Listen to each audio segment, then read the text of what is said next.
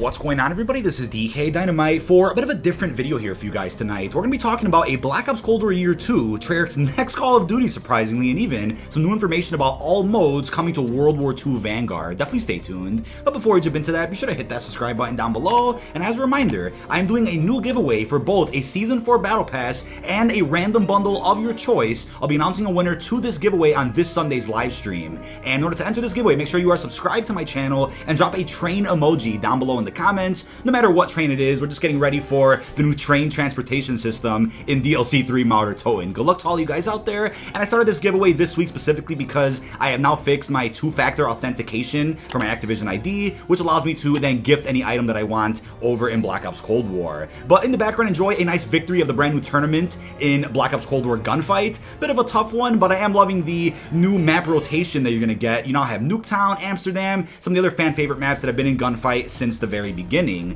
But earlier today, Treyarch dropped a new teaser for DLC 3 mod Toten, which I might talk more about in a dedicated zombies video that I may post at some point tomorrow. I'll let you guys know about that. But in the teaser itself, it does say, "Colonel, time is running out," from Gorev. And this is probably being sent to the man himself, Kravchenko. We got a nice glimpse at the city of Berlin, which is of course taking heavy inspiration from Brick in the Wall, the campaign mission here in Black Ops Cold War. And I might do a separate story video kind of going over what has happened thus far in the Dark Ether. I've done one already after Operation Excision, but new intel has been discovered recently, which could spark some new discussion I'm sure you guys will be interested in if you do like Black Ops Cold War. But the lads themselves, Eric Matter and Kaljitsu, are working on a huge endgame type video, kind of theorizing what to expect towards DLC 4 Black Ops Cold War Zombies, which is set to launch at some point in September. So keep you guys posted whenever they post that video, and I'll have their links, of course, down below in the description. I want to bring up an idea to you guys real quickly. What if Mod Toten does release before Season 4 Reloaded? So we know Reloaded is meant to drop probably July 15th or the 22nd, roughly a solid month after the launch of Season 4 itself. That's typically when Reloaded updates do drop for Black Ops Cold War.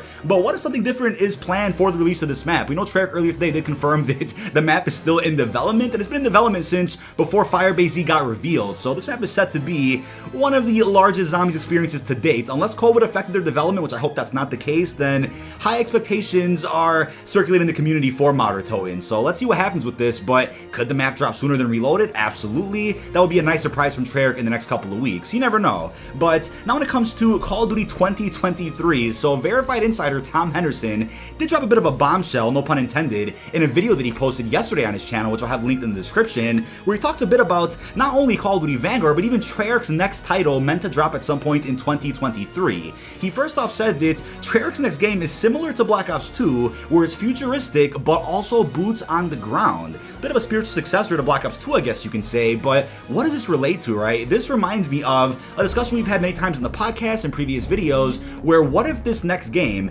is a bit of a filler in between the 30 years from the past and future sections of Black Ops 2's campaign. Black Ops Cold War filled in a very nice gap in between Black Ops 1 and 2, but there's still a very large gap to fill in between the past and future sections of Black Ops 2's campaign, right? Where did Mason go for those 30 years where we just didn't see him? And I've been advocating for a proper sequel to Black Ops Cold War that could still make the canon of Black Ops work, but can tell new stories that fill in gaps you never saw before. I think that's definitely still doable. And I also want to bring up the Modern Warfare crossover, because we know the narrative directors of Infinity Ward recently left the studio because Activision apparently wants to go in a new direction with the Modern Warfare sequel dropping in 2022. Now, if everything's in the same universe right now, Modern Warfare 2019, Black Ops 2, then where does this leave the Modern Warfare sequel and Treyarch's next game? Kind of all during the same time period of about 5 years. The games may cross over with one another. So what if the narrative directors that left had a grounded sequel to the first Modern Warfare? They didn't really talk much about Black Ops, but then Activision said, you know what,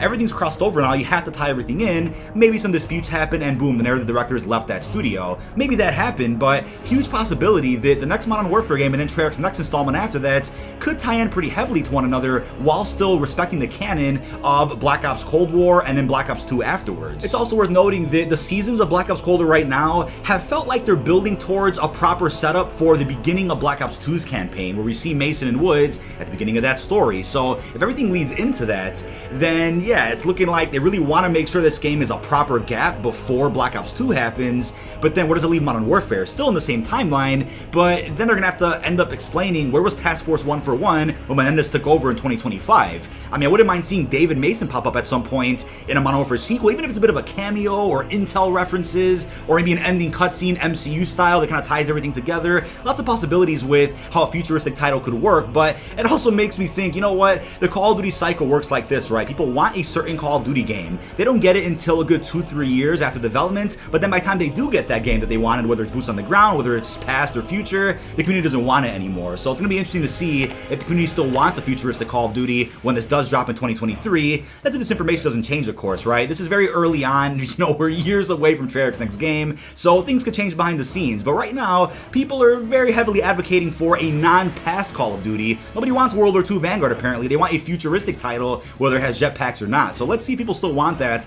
in the next couple of years. Now, Tom went ahead and said that Treyarch isn't heavily involved in Vanguard Zombies, but Treyarch are giving plot points and some Easter egg tips, while he still believes that Zombies is going to expand much better and will be a standalone game at some point in the future. So here's what this makes me think, right?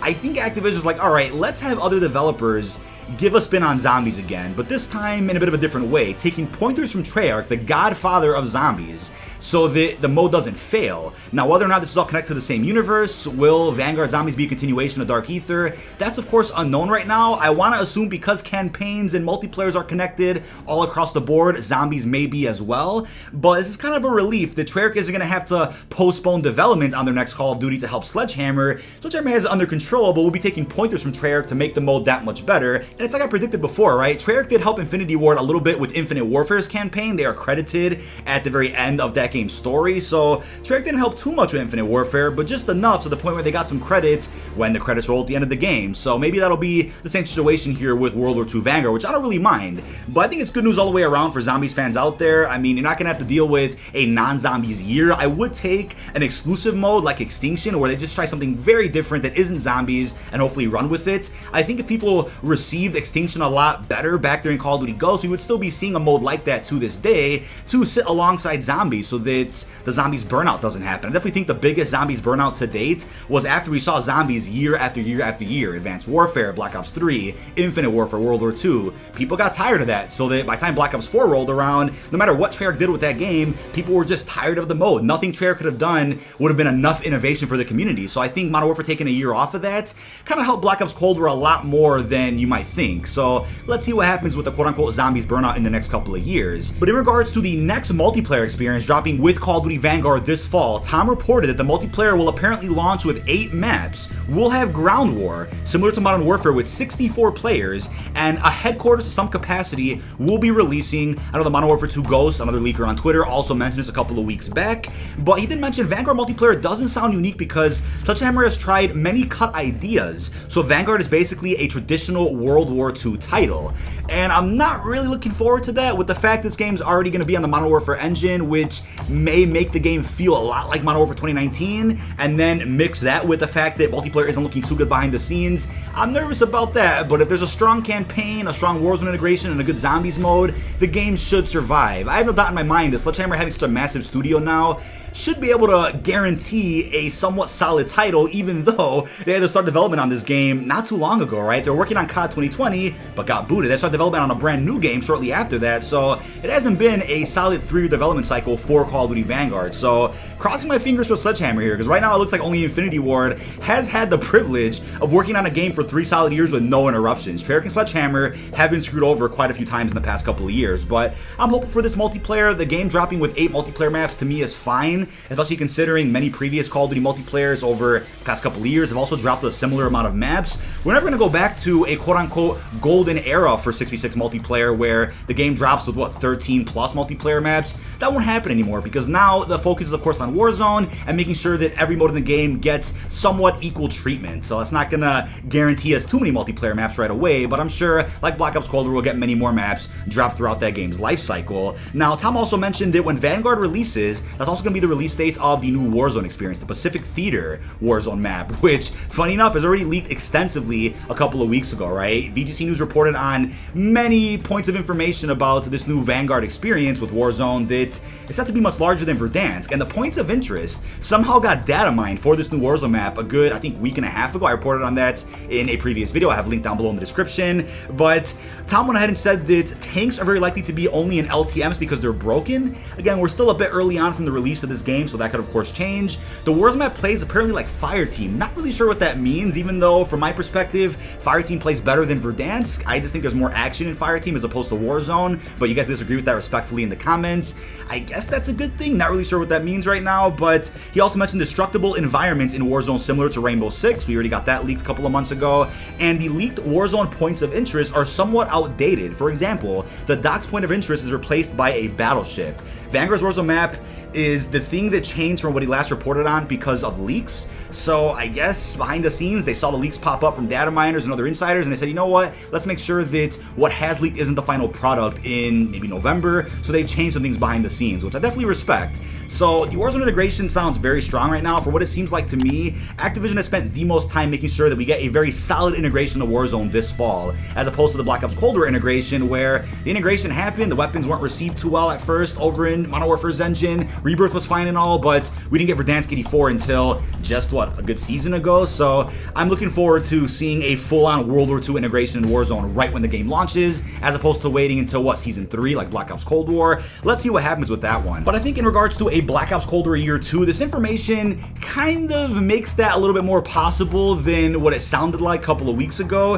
If Treyarch isn't really helping too much with Vanguard Zombies, then I think a Year 2 is almost inevitable to an extent though, and the reason I say that is because with how successful Modern Warfare was, even that game didn't get a Year 2, right? Very little content was dropped in Modern Warfare over the past 7-8 months, and there's still content left to be released. Maps, weapons, the Soap Operator bundle, where is that content? Is it being saved for Modern Warfare 3 Campaign Remastered, a bit of a bundle? Are they somehow saving that for another year until they get a pre-order bonus for Infinity War's next title? What on earth is going on with that? So with that being said, even though Black Ops Cold War has been arguably more successful in a couple of different avenues, maybe not as successful as Modern Warfare, but at least somewhat close to it, even with that being said, Activision might not be interested in dropping a second year of content to multiplayer or zombies in this game, which I'm a bit nervous about because, look, I'm optimistic about Sledgehammer's new title, but like I've stressed out many times in the past, the interest for the game, at least on YouTube and on most social media, isn't really that positive right now. So I'm hoping that the reveal for it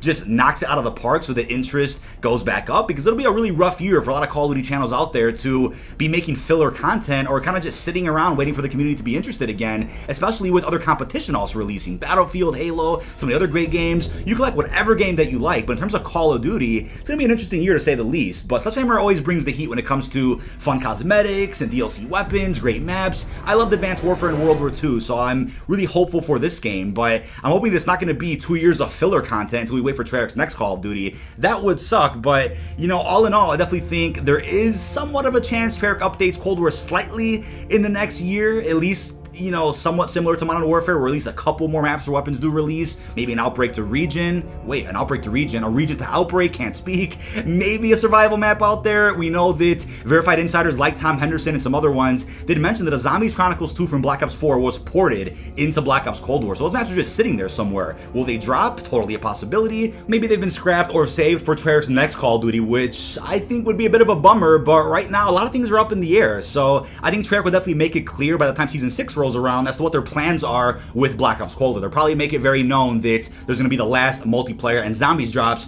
during that season. But I also want to stress that bigger isn't always better. Just how longer isn't always better. What I mean by that is the fact that Treyarch had a full 3 years to develop Black Ops 4. In between Black Ops 3 and the launch of the sequel to that game, they had 3 full years, but that didn't really help them too much. If anything, it almost hurt them in a way where they had too much time to experiment with different ideas, to the point where the entire campaign got scrapped. The whole multiplayer got reworked from an Overwatch type game to what we got in Black Ops 4. Zombies, of course, had issues, lack of QA testing, and then Blackout got shoehorned in, which I'm a massive fan of, but needed a good couple more months of development to really polish everything, right? They still pull off a great game in my opinion, but you guys see what I mean, right? Black Ops 3 was made under 3 years, but things just worked out. And then with Black Ops Cold War, it wasn't even their game. So the fact they've pulled off what they have over the past 5+ years is incredible to me, especially with a pandemic that definitely hit them really hard. But now I'm curious if these next 3 years before Treyarch's next title will really mean a lot to them. Will it be their first title in a long time that they get to make peacefully with no interruptions? They're not stepping in to help other developers. Will they have, you know, real strong leadership over these next few years to really execute a solid idea for their next campaign, multiplayer, and zombies? I certainly hope so, because from what it seems like, Black Ops Cold War is the next-gen game they wanted to make, but they had to release it a bit sooner than they wanted to. But that is about it. This has been dkdynamite. Leave our thoughts down below in the comment section. What are your thoughts on a potential year 2 to Black Ops Cold War? How do you feel about Treyarch's next Call of Duty title, which we shouldn't even be talking about right now, but somehow we already have rumors thanks to Tom Henderson. Also, what are your thoughts on the information we have right now about World War II Vanguard? Are you interested or are you not? Leave our thoughts down below. Really hope you've enjoyed, and peace out, everyone.